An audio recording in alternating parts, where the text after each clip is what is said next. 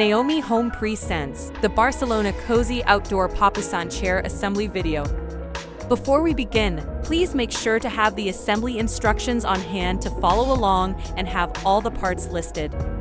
To get started, connect part number 3 onto part number 5 using 4 washers and 4D bolts. Next, connect part number 1 onto part number 5. Use 4 washers and 4D bolts to secure the parts in place.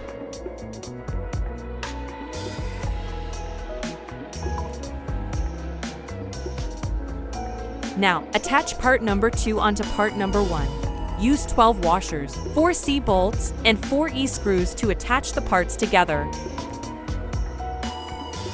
Make sure to use 2 washers per each C screw and E screw. Insert 4 adjustable screws onto the bottom of part number 3.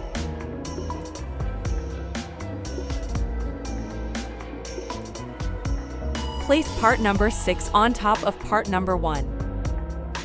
Then place part number 4 on top of part number 6. Tie the ribbons in part number 4 onto parts number 1 and 2. And there you have it. Your Barcelona Cozy Outdoor Papasan Chair is complete and ready for use.